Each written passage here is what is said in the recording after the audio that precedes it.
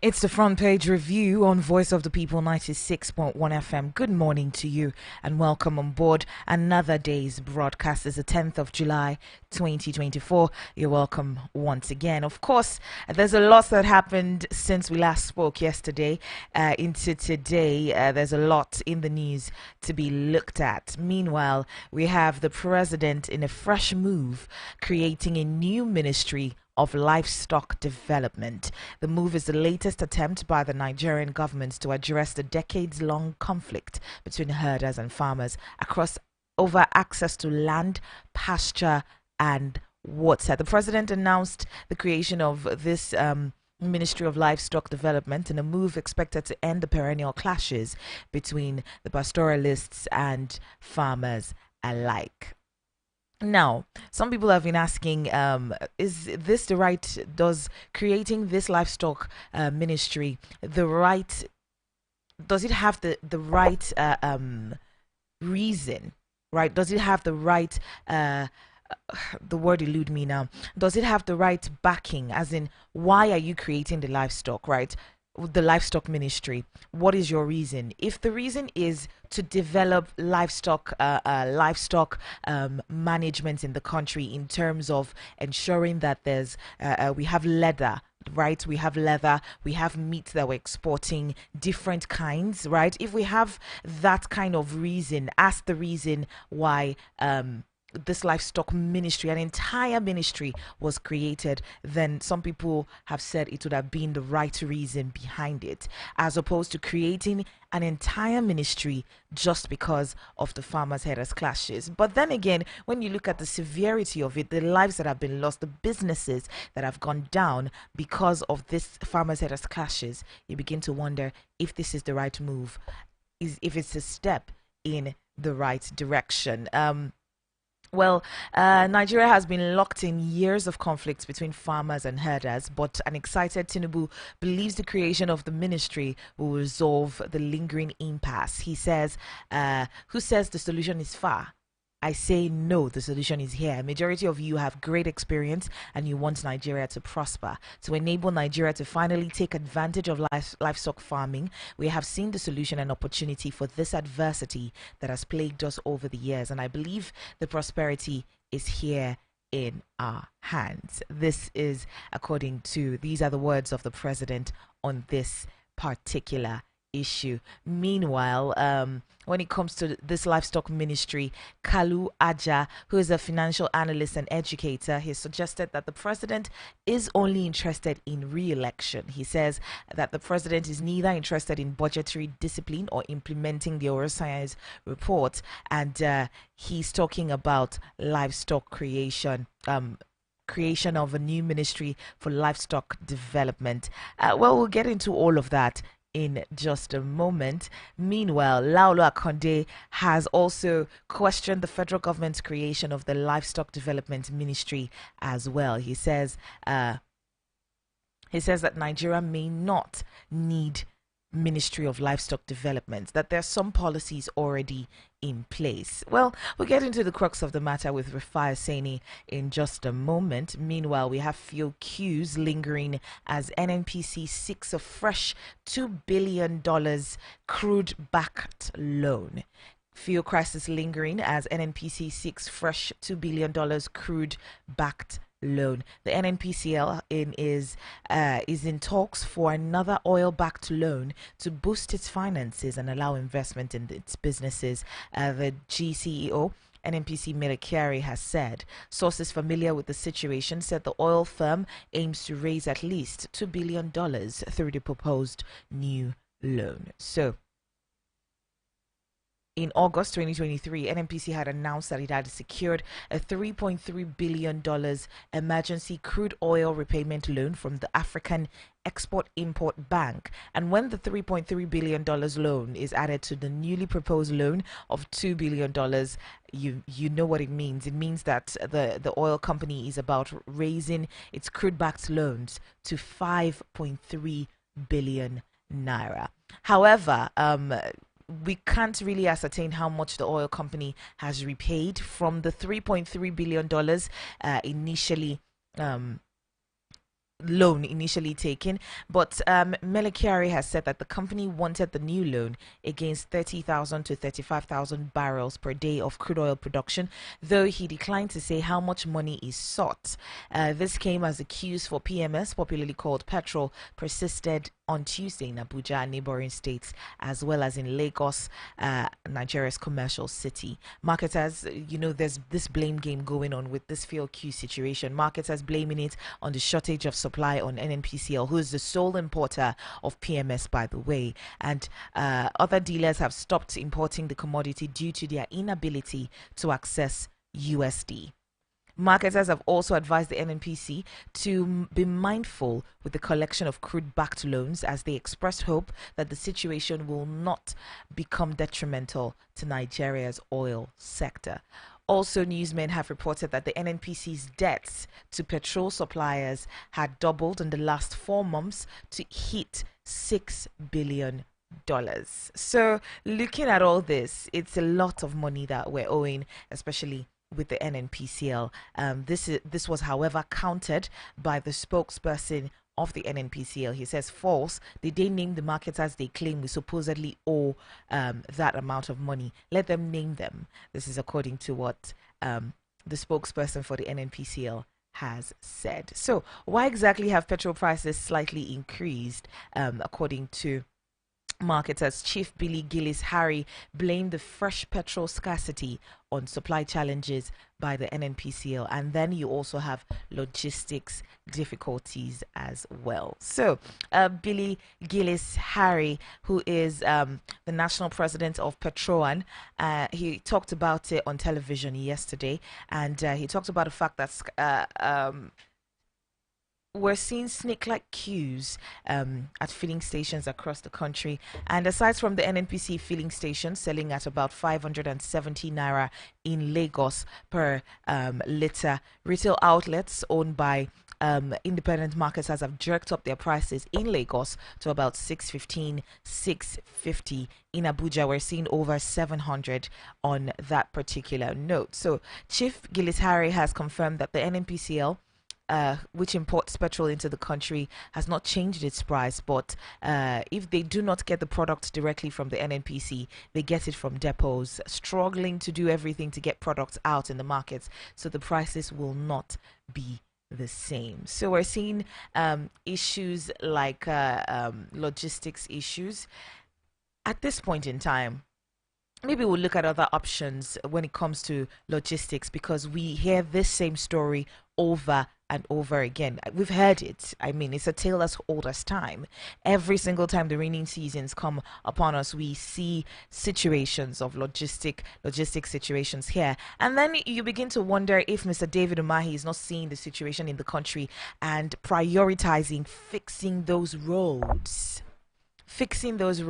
and ensuring that logistics is smooth in terms of transporting this petrol from one part of the country to the other. Then we also have our pipelines, right? We have the pipelines. Ask me, why are we not using them? So there's a lot shrouded in the NNPCL that would touchlight in just a bit.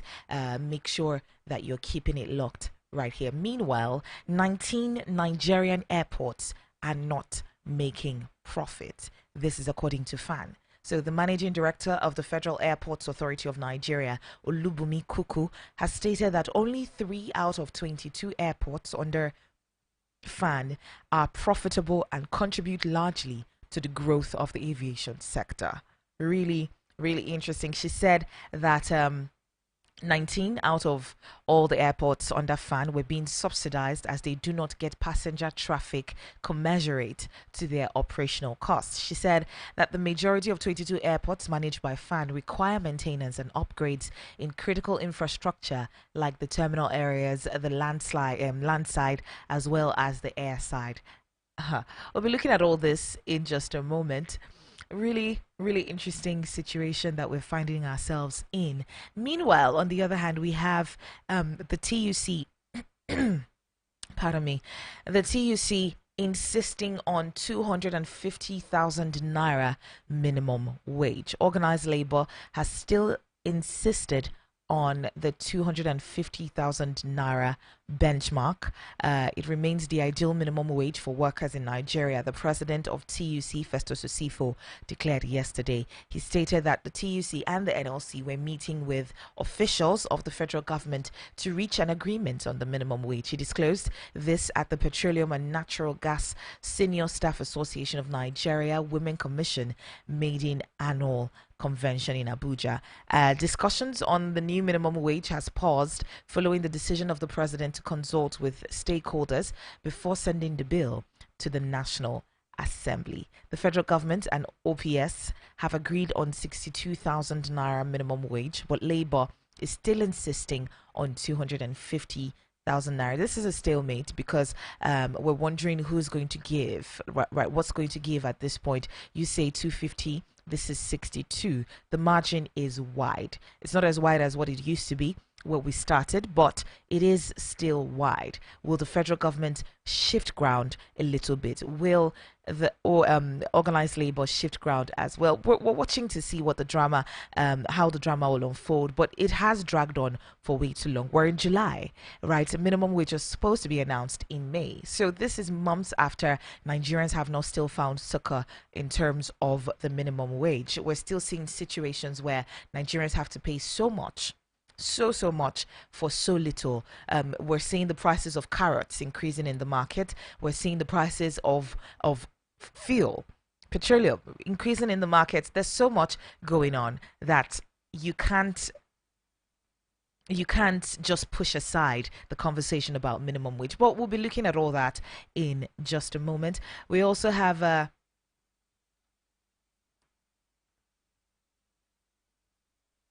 have different situations going on in the country. The CJN is to swear in 22 justices of the appeal court. They'll be sworn in by Justice Olukayode Ariwola, newly appointed 22 justices of the Court of Appeal. A statement by the Director of Information and Public Relations of the Supreme Court of Nigeria, Dr. Akonde Festus, on Tuesday said the new justices, alongside 11 new judges of the High Court of the FCT, will be sworn in by today at 10 a.m. by the Chief Justice of Nigeria, Justice Ariwola, at the main courtroom of the Supreme Court today. Part of those to be sworn in is the wife of the FCT Minister Nyesom Wike and Justice Donatus Okorowo of the Federal High Court, Abuja, among other judges. This particular situation has, created a bit of a stir in the country because we saw Nyesom Wike do a little bit for the justices, talking about 40 houses that will be made available for these individuals. So you begin to wonder, is there a correlation there, right?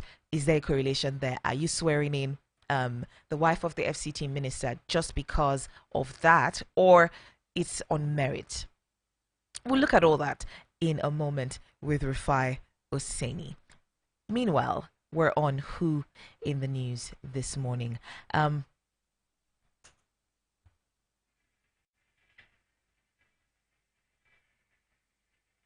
Are still persisting in the country. Look at all that. He says there should be no reason for trucks to get stuck in floods, cutting fuel supply. We'll look at that in a moment. Of distribution. Remember that in years gone by, we had 54 depots across the country. Those that beat an NPC and destroyed the structure of the country had pipelines from Lagos that supplied all these depots. So there's one in Suleja, there's one somewhere, there's someone in Ibadan and everything. And they went through pipelines. So the idea of disruptions from bad roads or lightning didn't happen because those depots had stock. So if you drive to Suleja now, it's on the right of your road going towards Mina. And those things are there. And what should happen is it should flow from Lagos, from the port to them, to Ibadan, to all these places where tankers would lift and take to retail stations across the country. A lack of maintenance, vandalism, poor culture has destroyed the whole pipeline. So the 1,530 kilometers of pipeline built, I don't think more than 200 is working now. I mean, despite every year announcements of millions spent on pipeline and other repairs, that's a big challenge. So all the time, and again, because NNPC, for whatever reasons, only imports for shortfalls, as soon as one day disruption happens, then everything collapses. So if we followed the strategic plan as set up by the government, what should happen is I should have a wetting capacity of at least 180 million liters, which should carry you for like 3-4 days on average. Then this can supply you. There shouldn't be a local jar flood like happened last year when we had a long series of problems again, or this issue of lightning. So it's all part of the poor management and the policy supply chain of NNPC and the oil sector now. Adigun, listening. All right. Well, we know that poor management has been an issue in the country from cut across different sectors, right? It's not just the NNPC, the oil sector that we're seeing this issue of poor management, but we'll check that out in a moment. We also have other things in the news. Kaduna police probe officers assaulting a particular individual. There's a video that surfaced. By the way, if you are not on our YouTube, then you are missing out a lot, because some of these voices that I'm playing, you'll be seeing the videos right there. It is at Voice of the People Abuja. Go and join us, Voice of the People Abuja. Join us live on YouTube, Voice of the People Abuja. The Kaduna police probe officers assaulting a man in a viral video. The Kaduna State Police Command has identified 4 policemen who were filmed assaulting a civilian in viral video. It revealed a group of officers assaulting a man as they pushed him into a car before driving off. Witnesses were also heard shouting in Pidgin, "Do you want to kill him?" They did not find anything on him. Leave him alone. Well, the command spokesperson ASP Mansur Hassan has said in a statement that the officers involved are currently under investigation. Let's take a listen.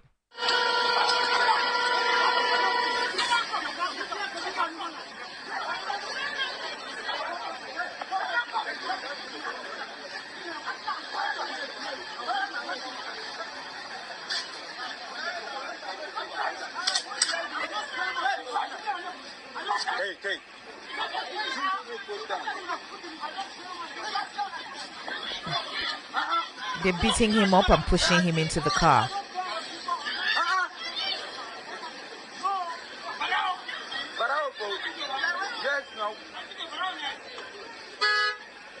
They're saying he's a thief.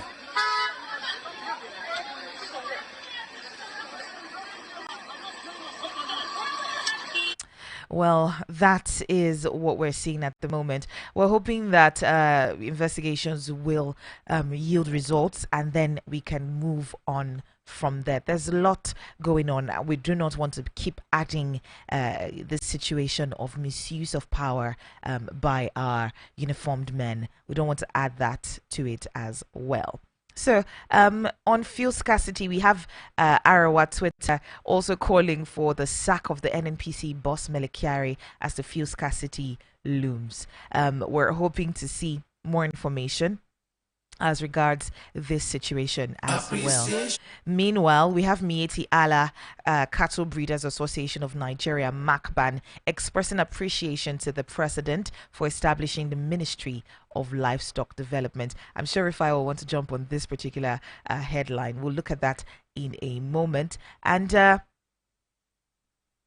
we also have NERC telling Nigerians don't pay for transformers, cables, and others. NERC has warned Nigerians against paying for electricity distribution infrastructure such as transformers, cables, or poles. In a statement shared alongside a video on Twitter on Tuesday, NERC emphasized that consumers should not be coerced into purchasing transformers, cables, or poles, as this responsibility lies squarely with the distribution company. The statement reads, "Is your distribution company expecting you to buy transformers, cables, or poles? Don't. It is the DISCO's obligation and not yours." The regulatory body urged consumers to report any coercion or delays in providing necessary materials by the distribution companies. By the way, how has the electricity been so far in your area, band A and band B, band C up down on up until band Z. Go ahead and let me know about it. Remember, you can join the conversation at any point in time. 0808 312 618. 0808 312 8618 is the number to call to be a part of the conversation as well. Talking about a little bit of misuse of power, a conversation was had with Honorable Farah Dagogo, former member of the House of Reps and governorship aspirant on the platform of the PDP in Rivers State in the 2023 elections. And he spoke with a journalist in this interview, talking about the fact that he's an ally of the former Vice President Atiku Abubakar. He was recounting his arrest and 63-day detention following a disagreement with the ex-governor Nyesom Wike, and his recent discharge and acquittal of all criminal charges by the court about a fortnight ago. Really, really interesting situation. You should catch up on that particular conversation on the Punch newspaper. Just saying, basically, I'm just going to read out some part of the conversation that was had. He was asked that now he's a free man, can you share the incident that built up to his arrest at the venue of the governorship screening exercise in Rivers State? He said, before he answers the question, let me crave your indulgence to start from my freedom and all those who stood up and fought for a just cause when they could have simply looked the other way. This battle and struggle for his freedom was fought and borne by a whole lot of people. He wants to also profusely and profoundly, with all sense of utmost humility, thank the galaxy of men and women, old and young, from different organizations who helped in this fight as well. He said he was once brought for trial in an unconscious state. You should catch up on that particular conversation where he was beating following a disagreement with the former governor. At the time, he was the governor of Rivers State, Nyesom Wike. He was detained for 63 days. He was arrested and detained for 63 days. He was beating. There were some criminal charges that were filed against him as well. And finally, he's been released. Well, we'll get into all that in just a moment. But this level of abuse of power is one of the reasons why. This is his own point of view. We haven't heard from the other party, but based on his own point of view, you begin to wonder why we have the IGP talking about the fact that we aren't ready for state policing just yet, because you have governors who will misuse their power. Let's watch and see how that plays out in our conversations. But at the moment, we'll be talking with Mr. Rufai Oseni. Let's take a break at 7:30. We'll be speaking with Rufai Oseni. Keep it locked.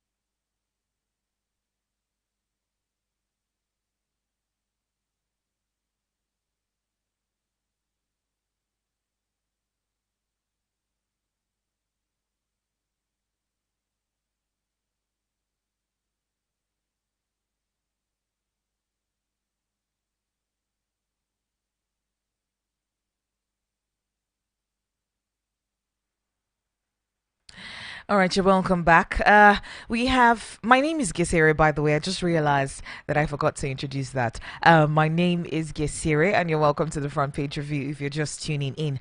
Welcome, welcome, welcome. All right, we'll be speaking with Mr. Rufai right about now. And before we went on the break, we are talking about Honorable Farah Dagogo, who's a member of the House of Reps. In Rivers State. He was declared wanted by Wike for allegedly hiring thugs to attack the PDP secretariat in Rivers State. But Mr. Dagogo, who was a governorship aspirant at the time, refuted the allegations and accused the governor of trying to prevent him from appearing before the party's gubernatorial screening panel. And it was eventually arrested by the Rivers State Police Command the next day after appearing before the panel for screening, and was arraigned before a court in the state where he was remanded in a correctional center. He said he talked about a lot of things as regards this particular situation with a Wike. He wasn't contesting for a legislative position. So how exactly did he get roped into a non... All right, we have Mr. Rufai on the phone. Good morning, Mr. Rufai, and welcome. Bless you, Guster. Thanks for having me. Bless you. Yeah. All right, Mr. Rufai, let's start with the big headline: creation of a new Ministry of Livestock Development. What exactly do you think about this? Because some people were saying the motive behind creating this particular ministry, if it was a motive of, okay, let's see what we can make out of this in terms of, okay, we have livestock, can we start creating leather? Can we start exporting livestock and all that, as opposed to using this ministry to address this decade-long conflict between herders and farmers? What's your take? Guess he was not be able to run the country effectively. If not be able to pay the new minimum wage of 250,000, you are creating a new ministry. How won't Labour be asking for 250,000? Even this is 2,000. You've not signed it into law, and you want to create a new ministry. The Ministry of Livestock will not solve farmer header crisis. Bet me. It's just another political attempt and political gimmick. Be able to ponder. The farmer header crisis has already been a political issue. Countries that have even more cattle head than us in the world have produced more cattle do not have all of this crisis, because now it's become a political issue where some lawmakers in the National Assembly were even defending the rights of cattle and all of that. So these are fundamentally long-term problems. It's not the Ministry of Livestock that's going to solve any problem. So the truth has to be said. It is the sincerity of the political class. I repeat again, the sincerity of the political class. But I'm not sure they are sincere, because everybody uses it as a political bargaining chip and bargaining tool. At first, we must realize that cattle rearing is a business. When you want to do a business, you have to provide your land, your infrastructure, and everything. So you trying to drag government into the business is not going to solve anything. A Ministry of Livestock is going to be just another bureaucratic ministry. What's going to create the change is the sincerity and the willingness, and being able to tackle the criminals for what they are. It is criminals that carry guns and go kill people and go invade farms, and they allow their cattle to invade farms. For the cattle herders that allow their cattle to invade farms, they should also ask themselves the question, as they are destroying other people's crops, if they kill their cattle like that, would they be happy? No, so government should stop this politicization. It's not going to work, and it's never worked. It's only just going to create a lot of chaos and a lot of rancor. And the rancor does not make any system good. The president created a committee to look at this issue of livestock management and all of that. Some people have said that if you want an idea to die, create a committee in Nigeria. Simple. If you don't want to do anything, you create a committee. That's just it. The president is not ready. I'm not sure he has the political will to tackle this farmer header crisis. You see, that's why I always tell Nigerians what they need is a leader that has less interests. When you have a leader like that, that's Less when Nigeria personal interests. yes, where he starts to do things really in the interest of the country. That leader, I must add, will be very unpopular, but he will get things done. But not everybody on the that's why I got killed on everybody that ran in the last election. I just kept on looking. Because about this country. The ones we've been having, I don't even care. When you see the ones they care, they try to politicize them. So Mr. Rufai, this issue of livestock development, right? Is it not big enough to warrant a ministry in terms of the fact that if you look at the potential of the amount of money that it would drive up with our IGR, right? Is it not possible to look at it from a point of view that it is important to have a ministry of livestock development, looking at how much it can actually bring? And Nigeria is not first 10 in terms of heads, cattle heads in the world. When last have you drank milk made from Nigeria? Mr. Rufai, that's the point. That's the point, right? Is it not possible to have that ministry so that things like that can be touchlighted? Yes. If you want a 1-year lecture, I will give you on agriculture. My bona fide, I have a degree in animal physiology and anatomy. So don't get me started. We don't even have, what we have is nomadic cattle, which some people are now using for land appropriation. We don't even have an ecosystem. I just asked you a question of milk. There is none of our local breeds that can produce the kind of milk Holstein Friesian are producing. You think these nomadic farmers carry Holstein Friesian in their head? You think if you want milk, you can carry a Holstein Friesian and carry it from Lagos to Sokoto to graze? You have to put them under an intensive system. Semi-intensive to intensive system, which does not mean roaming around. So don't even get me started. This is politics. What they are practicing is not agriculture. Nomadic farming is not in Jonathan reality in agriculture. I told you the story of a cow called Wagyu. That they will pet, they will give alcohol, they will give everything, they will give massages just to be able to get quality of meat that is sold.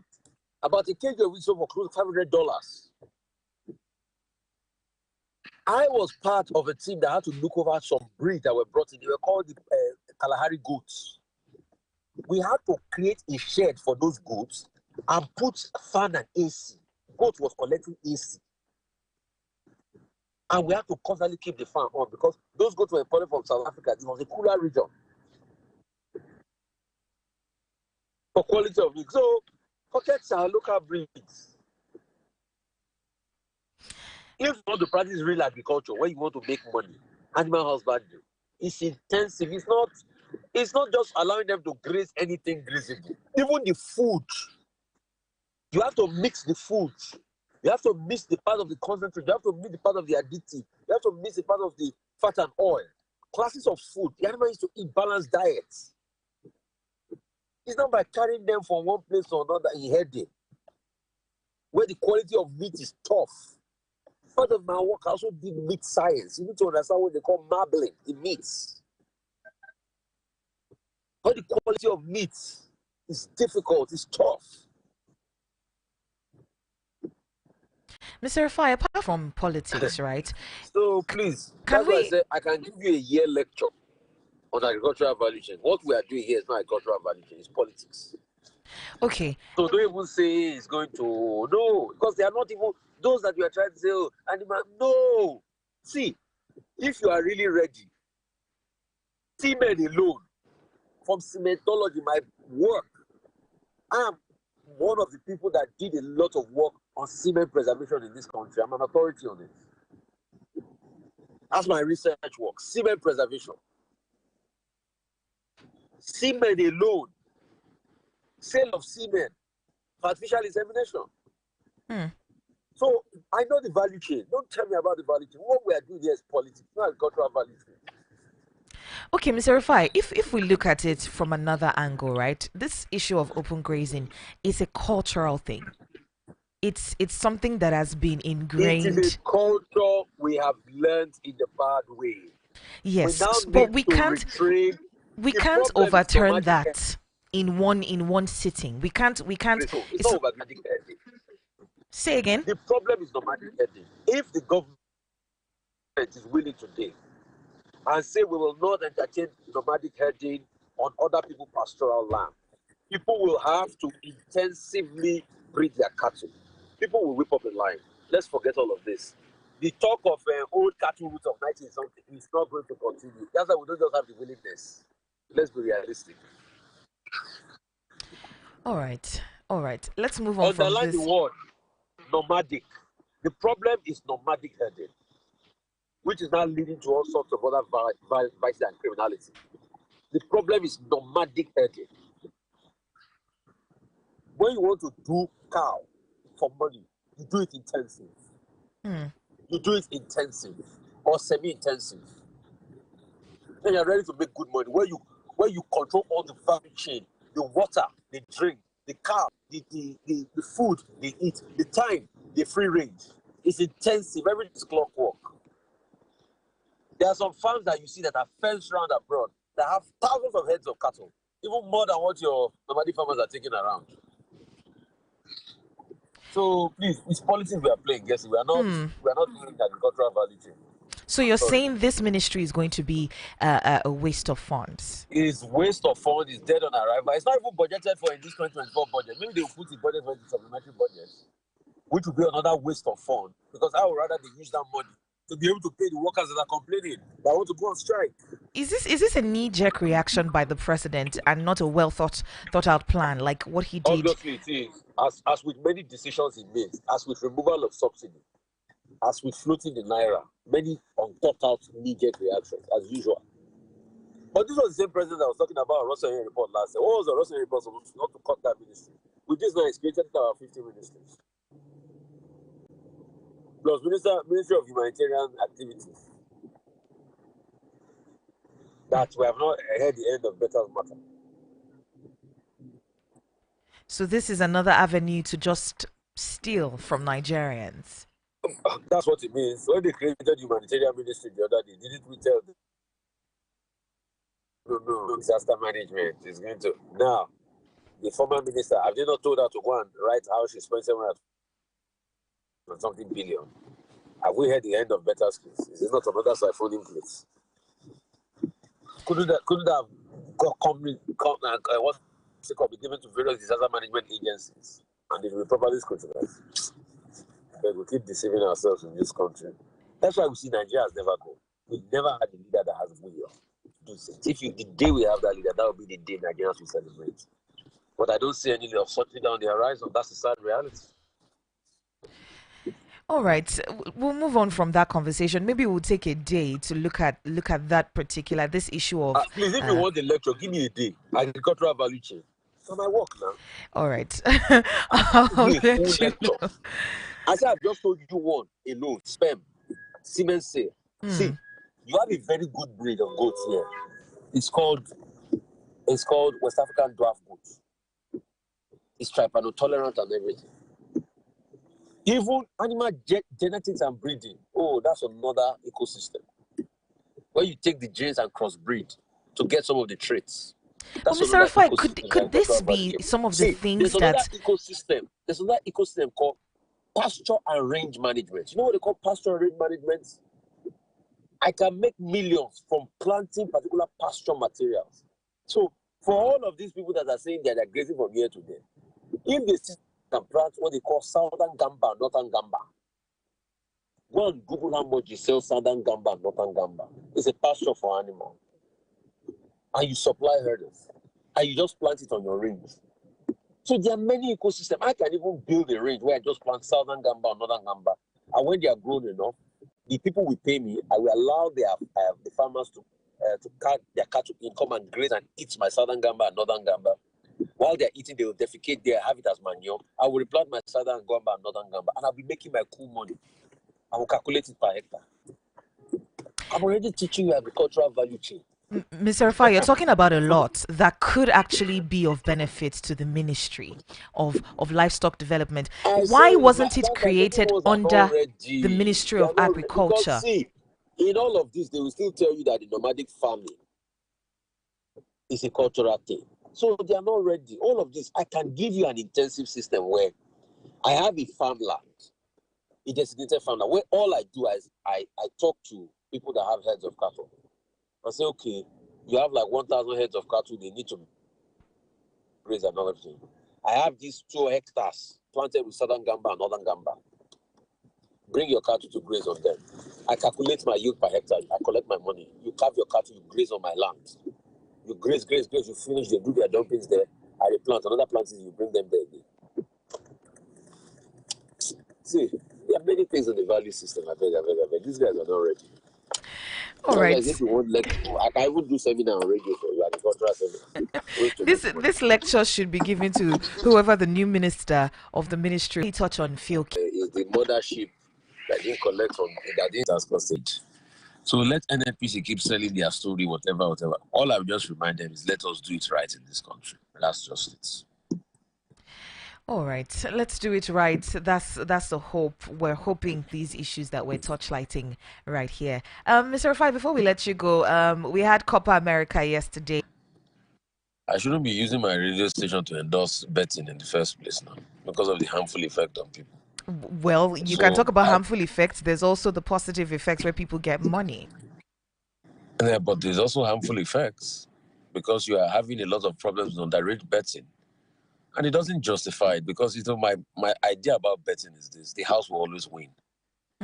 That's one in many different outliers. When you look at the zero-sum game and the Nash equilibrium of betting, the house will always win. Out of many outliers, maybe you just win once. So it's that once they publicize. But in the end, what about the days you lose? Who makes the other money? So they just amplify your greed. And that's what I have against betting. You can go and, go and watch my analysis where I did on TVC 8-9 years ago in a debate on TVC. The house will always win. It's the betting companies that become bigger at the end of the day. It's not you that you are waiting on for a long hope. So I don't believe that's a great way to cut it. I believe it's by hard work and you can grow your wealth consistently. Drake can do all of that because he has tons of money. He has money. Okay. So we shouldn't be amplifying that, with due respect. That should not be the priority. If we are talking about Copa America, let's talk about Copa America as an editorial outlook. We shouldn't be amplifying the fact that Drake lost money on a very important show like this in the morning. No. All right. All right. We had, this is just in passing, we have the CJN to swear in 22 justices of the appeal court, out of which one of them is the wife of Nyesom Wike. Some people are speculating because Wike announced 40 houses that will be given to justices, right? Could this be in compensation or it's based on merit? No. With due respect. All right. As the woman risen up the ladder, the last I know, yes. Because she's Wike's wife is another thing. Has she risen up the ladder? Yes. If she's risen up the ladder and there are no bottlenecks about her rising, let's leave the sentiment aside because she's Wike's wife. Let's leave the sentiment aside because she's giving men them things or something. As the woman risen up the ladder herself, if we have things to fault the woman on, then we can bring it as issues. Now, to the best of my knowledge, I have not seen anything. If you can bring a better argument to that the woman was not deserving, she didn't merit it and everything, then we can bring it up and ensure that the NJC, the Judicial Council, reviews. That's just it. All right. Thank you so much, Mr. Rufai, for your time. You see, this is our business, I guess. It's a business of objectivity. We need to be objective as much as possible. It's when we have facts, we can hold on. Definitely. And we weigh the veracity of that facts. All right. Thank you so much, Mr. Rufai, for your time. Bless you. Absolutely appreciate you. Yeah.